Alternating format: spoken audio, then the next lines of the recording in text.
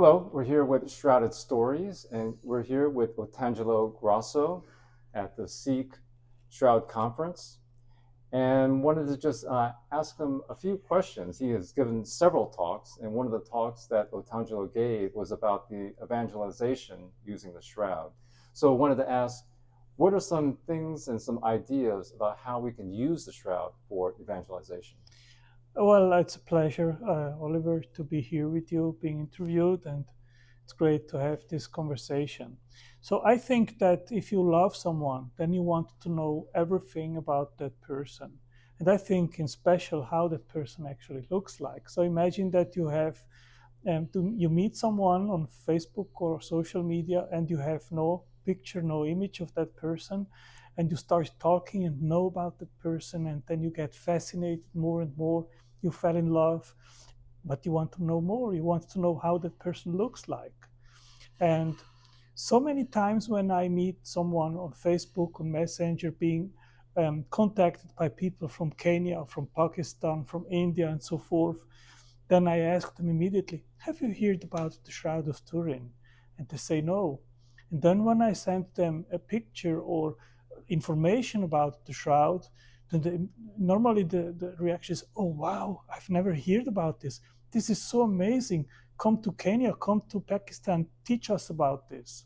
You know, so you see that it is a very powerful um, increase of information that you get about Christ when you actually know how he looked like.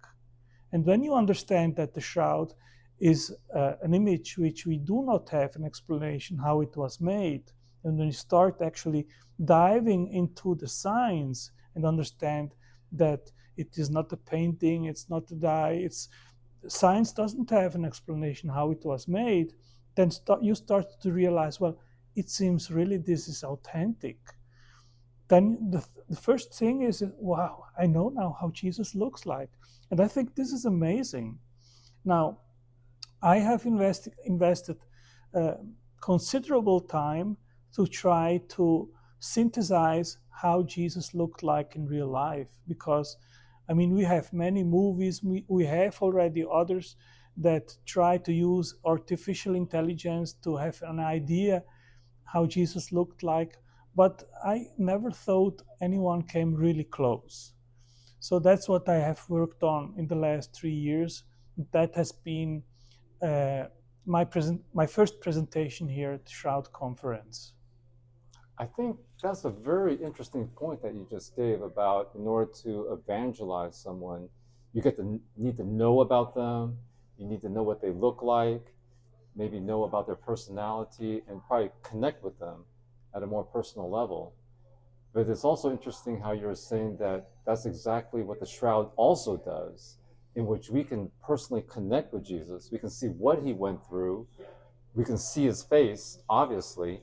And so we're not just learning theoretical ideas about what Jesus is, but we can actually personally see and meet what Jesus is. So I like how you made that connection between when we're evangelizing, we get to need to know them personally, and then we bring them to Jesus, in which they can get to know them personally as well. Yes, yes. So, I mean, a lot of criticism that we get is, oh, you are breaking the second command. You are fabricating a graven image and you bow in front of it. That's forbidden in the Bible. So I say, well, first of all, the image wasn't made by an artist. It was made by God Himself. And if Christ made the image, then He had purpose. And I think that the shroud is the most powerful evidence that we have which corroborates the Gospels. So, 3 years ago, I saw so many YouTube videos from atheists out there claiming that Jesus was invented, that he never existed historically, even if the consensus in academia is that he is a historical figure. So I said, well, let me see what evidence actually there is out there in regards of Jesus' historical um, existence. And that gave rise to my first book, which is Confirming Yeshua. And then I wrote just one in regards of the shroud. And yes. So, what are some of the top objections from people that you get when you preach about the shroud?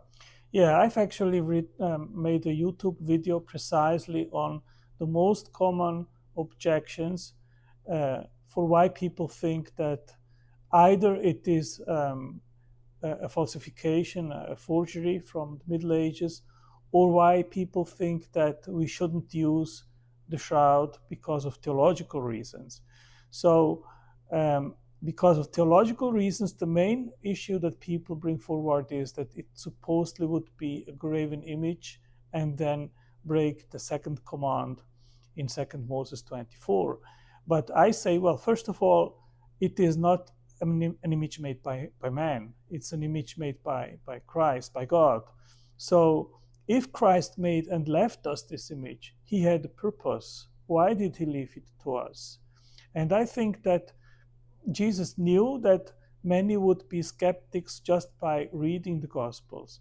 And the shroud is the most powerful physical evidence that we do have, which actually corroborates everything that is written in the Gospels and goes even deeper. We can see things and understand things about crucifixion and what Jesus went through, studying the shroud, that we do not read in the Gospels. So the Gospels give us a very, I would say, not necessarily superficial account, but it doesn't go much into the details. And the shroud gives us this background information. Also, the Sudarium of Oviedo. So if we put the evidence of the two cloths together, then we get a much more in-depth understanding of what Jesus went through, right?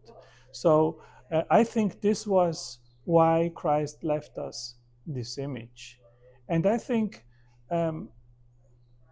my first speech that I gave yesterday, someone reached out to me afterwards and said, well, when I see the image which you made, that connected me somehow to Jesus much closer, you know? So I think visual information is a very important and great tool for us to connect, to understand, to visualize. And I think God left us this evidence so that many which are skeptics can actually understand and come to believe. Yeah, very good. I have one final question for you. You are one of the most prolific people on social media, and especially on Facebook, and you've interacted with a lot of people. What suggestions and tips would you give to other people in interacting with other people on social media? Yeah, I think that if you want to evangelize, if you want to be an apologetic, um, someone doing apologetics, when people contact you on Messenger, like I am being contacted constantly from all parts over the world, ask them if they have heard about the Shroud. And if they say no, I have a small booklet which can be freely downloaded on the internet, which is The Missing Body by Conliffe. And I've translated it into several different languages. And if someone, for example, from Pakistan contacts me, then I send him a booklet in Urdu. If someone from India contacts me and speaks Telugu, then I send in Telugu.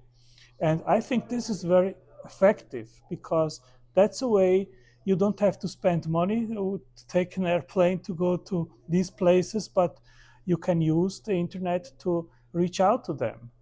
And that has been the way how we have already made Zoom meetings where Guy Powell, Joe Marino, Ken Stevenson have given lectures to pastors and evangelists in India and in Bangladesh. And then they can go to their cities and places and teach the congregation. So I think this is a great way that you can do actually missions. Yeah, thank you. So, what first grabbed you about the Shroud of Turin? Yeah, I converted in 1984, and in 1985 I did read a book which is called Jesus Lived in India. And there is a chapter which talks about the Shroud of Turin. That's when I first read about it. And what immediately fascinated me was that serenity of a crucified man and the appearance of nobility, and peace. So it is difficult to actually put it in words, but I think these are characteristics which attracted me, and I was fascinated by that.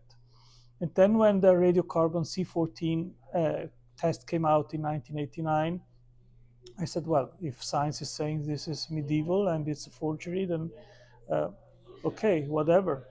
So I just didn't believe it anymore, and I did not spend time investigating it for the next 25 years. And then maybe 10 years ago, maybe in 2015 or so, I started to see articles and scientific publications where the authors were saying, well, we still do not really have an understanding how that image was made. And then Paolo Di Lazzaro came up with the paper which says it was radiation. And I said, well, if it isn't a fabrication of a forger, then it can be true. So that was actually a starting point for me to investigate it again. And maybe 5 years ago or so, I concluded, well, there is so many evidence, different lines of evidence that actually point to the authenticity of that relic.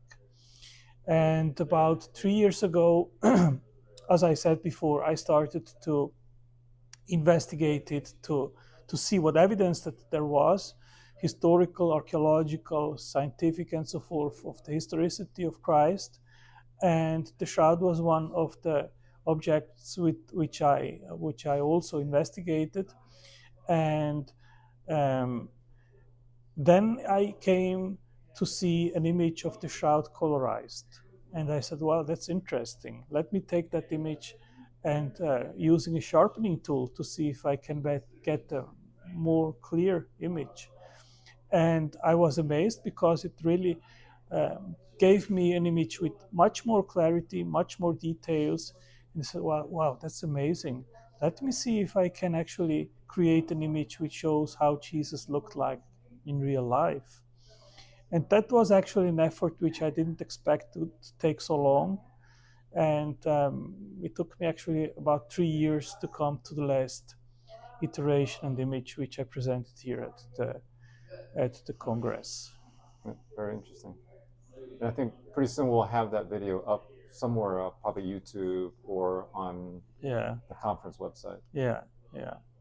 Well, thank you for your time, for sharing your stories with us, and may God continue to bless you in ministries that you're all involved in. Amen. Thank you. Thank you for the opportunity and for everyone that has listened to us.